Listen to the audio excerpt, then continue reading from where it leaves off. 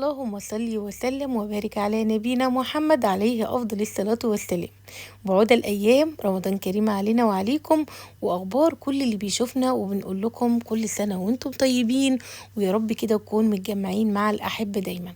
النهاردة بقى يوم جميل ويوم كده يعني ايه، كله روتين وحماس، وهنعمل مع بعض أحلى فطار، أفكار جديدة. دايما بنقوم من النوم نقوم هنقول هنعمل ايه النهاردة، على ترويق البيت، تنظيف البيت، الأكل اللي هنعمله النهاردة، خصوصا في رمضان وصايمين ومحتاجين حاجة حلوة يعني نفطر عليها. يلا بينا بقى نبدأ الأول. ولو أول مرة تتابعوني أتمنى منكم إن انتوا تحطوا لايك وشير واشتراك لهبة تي في، وهنصلي الأول ونقول بسم الله. النهارده قمت من النوم بقى هعمل ايه؟ يعني بجد يوم كله دايما حيرة، كل يوم هنقوم هنعمل ايه النهارده، هنعمل ايه النهارده. فقررت ان انا بقى ايه، اعمل لهم اكل كتير يكفينا حوالي يومين، وما اقعدش اعمل كل يوم والتاني. هنعمل اول حاجه مكرونه البشاميل، حطيناها على النار زي ما انتم شايفين. هنسلقها 3/4 سوا. انا بحبها قوي 3/4 سوا، بحيث ان هي تكمل الربع المتبقي من سواها على النار. فسلقنا المكرونه زي ما انتم شايفين، مقطعين طبعا البصل والفلفل الالوان، ونعمل مع بعض التحطيجه. انا دايما بحب ان انا اعمل تحصيجة اللحمة دايما بقطع الفراخ، حتى ولادي دايما بيحبوها بقطع الفراخ. يعني انا مش عشان غلو اللحمة وكل الكلام ده، لا، انا دايما بحبها، بحس ان هي خفيفة وطعمها بيبقى خفيف كده بقطع الفراخ.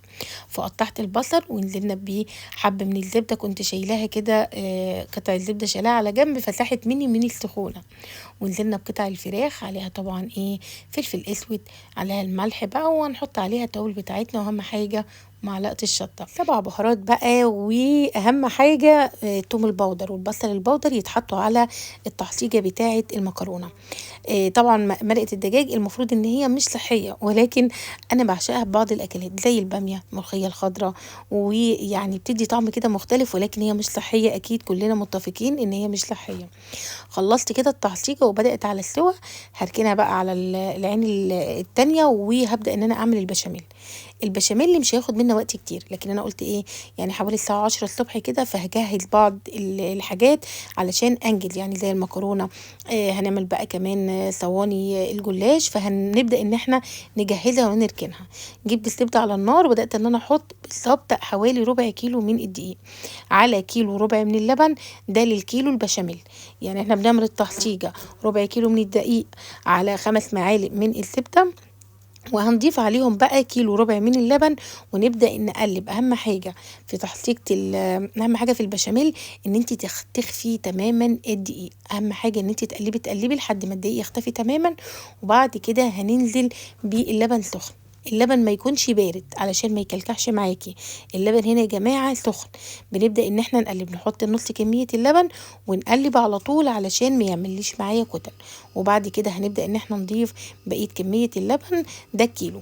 انا حطيت الكيلو، هقلب، وبعد كده هبدأ ان انا احط الربع كيلو الباقي لحد ما يبدأ ان هو يتقل معايا. ده البشاميل الصح اللي انت ممكن تعمليه. ونحوجه بقى بايه بقى، يعني معلقه من الفلفل الاسود، مرقتين دجاج، 2 من مكعب مرقه الدجاج، او معلقه كبيره من الملح. وهنبدأ بقى ان احنا نقلبه ونركنه على جنب. يبقى كده خلصنا البشاميل بتاعنا، وخلصنا كمان التغذية بتاعته او التعصيجة.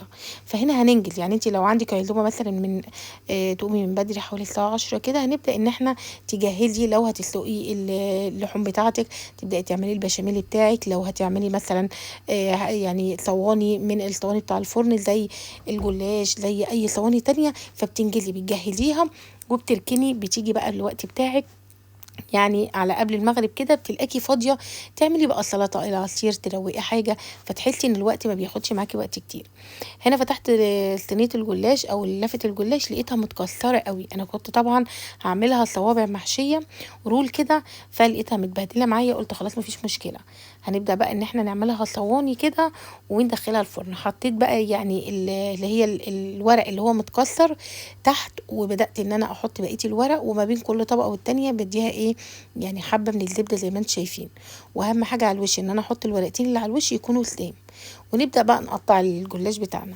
دي انا عملت صينيه كده، والصينيه التانية هعملها يعني ايه، زي السندوتشات كده متطبق، اللي هو الجلاش المتطبق برضو بقيه التحصيجه بتاعه الفراخ. ركنتها وبدأت ان انا انزل بقى ايه يعني البط او الفراخ بتاعي علشان ننجز مع بعض. انا كنت عامله بطه وعامله فرخه لان عندي الاولاد ما بيحبوش البط، وعندي جزء كمان من يعني انا بحب البط انا ومحمد وعلياء وملك ونادين ما بيحبوش البط، فبحط لهم فراخ بلدي بقى او ان انا بعمل لهم لحمه. فالنهارده قلت فراخ البلدي حلوه مفيده ليهم. خلصنا هنا البشاميل، بدأت بقى ان انا ايه يعني هعمل البشاميل بتاعي وهعمل المكرونة، ونبدأ بقى ان احنا نجهزها. نزلت بالبشاميل زي ما انتم شايفين على المكرونة، جبت حبة من البشاميل في قاع الصينية، وبنبدأ نحط نص كمية المكرونة كده او يعني 3/4 المكرونة، لان انا هعمل صينيتين مش هعمل صينية واحدة. وفي النص كده هحط الحشو ونكمل بقى بقية المكرونة. الكيلو ما شاء الله حلو قوي، يعني الصينية دي بتاخد نص كيلو من المكرونة، والصينية الصغيرة برضو اخدت نص كيلو من المكرونة. على الوش كده بقى الجبنة وحطيتها في التلاجة، يعني انا ما حطيتهاش، حطيتها في التلاجة في الرف اللي في الوسط لحد ما قبل المغرب مثلا بساعة، وابدأ ان انا احطها فين، احطها في الفرن. قلت برضو بالمره هعمل ايه، هعمل الجلاش اللي هو المطبق ده المحشي واحطه برضو في الصينيه، واحطه برضو في التلاجة لحد قبل المغرب بنص ساعه، برضو يبقى ايه ادخل بقى المكرونه وادخل الجلاش مع بعض وما ياخدش وقت وكمان يبقى سخن. فبدات ان انا بقى ايه نفس الحكايه، طلعت برضو لفه الجلاش لقيتها برضو متقطعه. انضف نوع جلاش ممكن تجيبيه وتستعمليه هو دهب. انا المره دي يعني كنت في عرفه وجبت نوعيه غير نوعيه دهب تماما، فطلعت بالشكل اللي شايفينه ده. اولا يعني صغيره جدا، الورقه بتاعتها صغيره ومتقطع عليته. في الوقت ده كان حوالي الساعة 2 الظهر، فخرجت بقى اللحمة الفرخة والبطة، يعني ما شاء الله هناكل فرخة وبطة النهاردة. وهنبدأ بقى ان انا ايه اعمل لها صوص وهركنها برضو. بجيب بقى شوية من معلقتين 3 كده من الصلصة، على معلقتين من الصويا صوص، معلقة دبس رمان، وشوية من الزيت كده معلقتين برضو، وملح وكمون. وابدأ بقى ان انا ايه اتبل بيها او احط الصوص بقى ده على الفراخ على اللحمة، تحطيها في الفرن بتبقى زي المشوية ما شاء الله. جبت كمان تشريبة الجلاش. عندي بقى هنا نص كيلو من اللبن، حطيت بيضتين في طبق خارجي، ما تحطوهوش مع اللبن لان ده بيفرق في الطعم جدا. تحطي عليه معلقة صغيرة من الفلفل الاسود ورشة من الملح كده، وبعد كده تضيفي بقى البيض ده على اللبن وتقلبيه كويس جدا لحد ما يدوب مع بعضه كده. ونبدأ بقى ان احنا نشرب بقى الجلاش بتاعنا. قلت كمان اعمل الملوخية الناشفة، يعني انا جبت الشوربة رحت حاطة فيها الملوخية كنت مكرماها. وطلعت هنا بقى الايه صواني المكرونه. انا بدخل المكرونه الصواني مرتين، بتاخد وشين، يعني انا بديها الاول كده حوالي نص ساعه تبدا ان هي تطيب من تحت وتاخد لون ذهبي، وقبل ما بحطها على الاكل ببدا ان انا احطها مره تانية تحت الشوايه تاخد اللون النهائي بقى. هنا كنت مخلصه بقى طبعا الملوخيه وعملت لها الطشه بتاعتها، وكمان عملت يعني انا بحب قوي طشه الملوخيه الناشفه، ان انا بعمل التومه بعد كده بحط طماطمتين مبشورين وعليهم بقى ملح فلفل وكمون، واهم حاجه مرقه الدجاج والخضر طبعا في مرقه الدجاج ومعلقه الشطه. كده الملوخيه ما شاء الله يعني خلصت معايا. هي هتتقل، يعني كل ما بتقعد بتتقل. انت هتقولوا لي ليه هي خفيفه كده، انا هقول لكم لان هي هتقعد شويه هتلاقيها تقلت.